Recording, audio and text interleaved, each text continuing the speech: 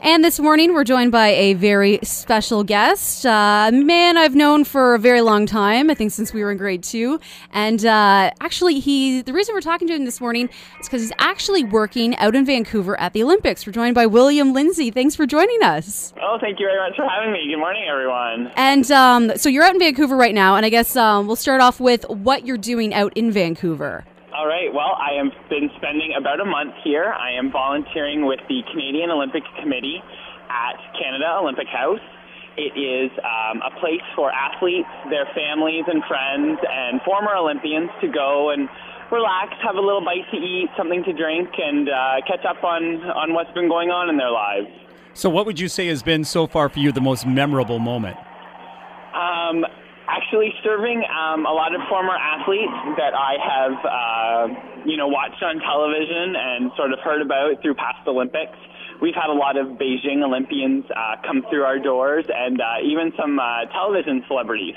So it's been a really neat experience getting to know these people as they come up for a drink. Has anyone made you tongue-tied? There have been a couple. Where you're like, oh my God, I've seen you on TV. Exactly. One of the actors from One Tree Hill was in the other night.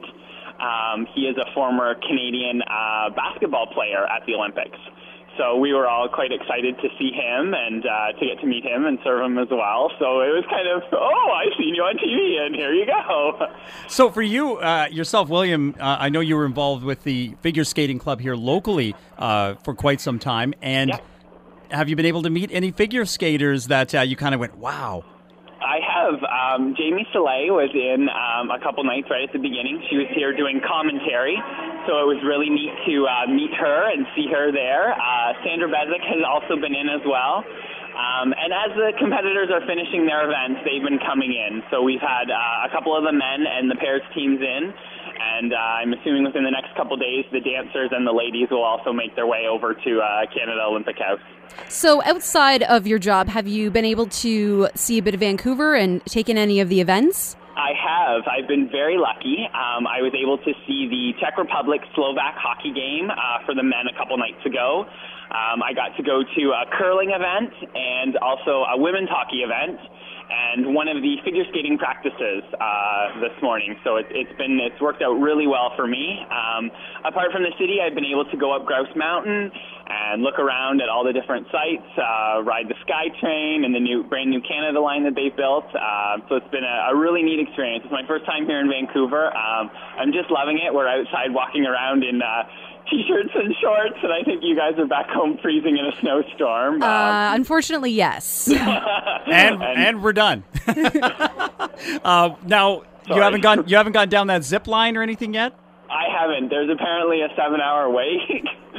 So I decided maybe I better not stand in that long line. I was going to say, I do not blame you at all, apparently, because there's lines for everything they say. There have been. I went into the Royal Canadian Mint Pavilion the other day, and I only had to wait about 20 minutes just to see the exhibit. But if you wanted to actually hold the Olympic medals, it was a 3-hour wait.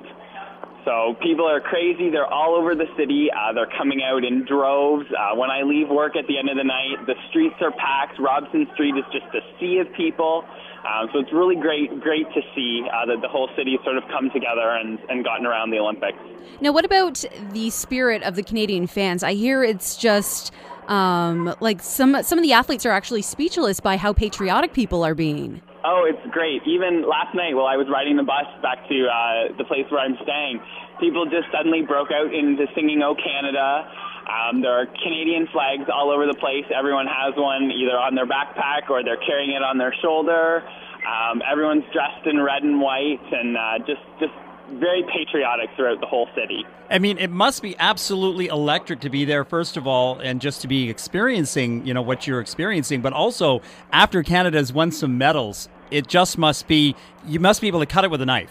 Oh, it's incredible. At Canada Olympic House, we have a reception for every medalist. And when Alex Bilodeau came in with the first Canadian gold medal, the place was packed. We were all in a great celebratory mood. The champagne was flowing around, and everyone was just so excited to finally have that first gold medal. And every other medalist that has come in, it's been equally as exciting.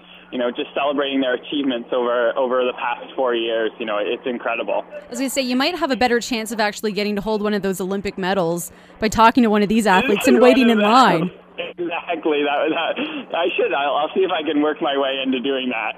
Now, the flip side, William, there's been some discussion in other parts of Canada that maybe some people are feeling that, I don't want to say the word disappointed, but just the fact that we were favored in some events to win medals and didn't. So what's the feeling in Vancouver itself?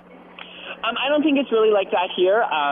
Everyone knows that these athletes are trying their best and they're doing the utmost that they can to get their medals and to support the country. We felt really sorry for Melissa Hollingsworth, who had been on television the other night, sort of giving a tearful apology to Canadians that she finished fifth and not on the podium. And I mean, that's not the way that any of us feel here. We're just so happy that these athletes are out there and doing the best that they can, and we're happy with any result that they can get. Well, I mean, it's just such an honor to be representing your country in the first place that I know if I was there, I would just be trying to take it all in. I bet you it's pretty overwhelming for some of those athletes. It is, yeah. And there's so much to do and see. And, for these athletes, it's really hard, I think, being on Canadian soil with that extra pressure. But they're doing fantastic so far, and they've just been great. Are you going to be able to take in any more events the last few days? Not that I know of yet, but there are always some little surprises here and there.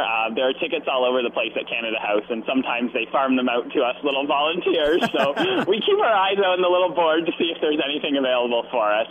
But this is, I think, my last event was the figure skating ticket for the practice. So I'm just going to enjoy the rest of the time on the television screen from the house.